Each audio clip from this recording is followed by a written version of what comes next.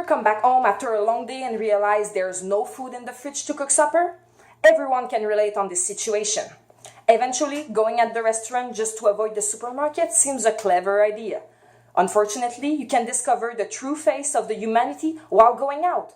Bad behaviors in restaurants are unbearable for many reasons. Being in a restaurant for a 2-hour supper is an accomplishment itself. You always need to deal with the high-class society and have the pleasure to discuss with the most discerning people. Well, if it's true, you're lucky. In public, people always feel the need to act with negligence and with disrespectful manners because they're not at home. What a shame! First of all, everyone knows that the client is always right. And of course, in this century of new technologies, the waiter that comes to serve you and ask you for a drink is way less important than the text message you were going to send to your friends or the score you were about to beat on Candy Crush.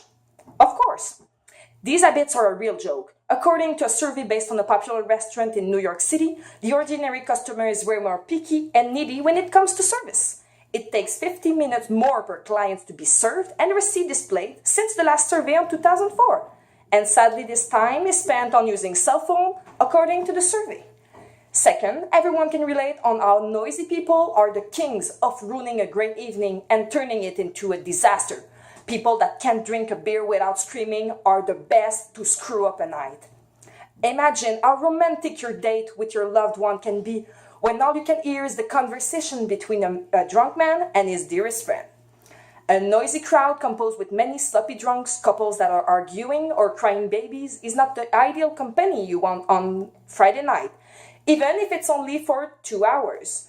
As you can see, the way someone behaves, especially in public places like restaurants, is an ultimate way to determine if this person should be or not invited on the next trip.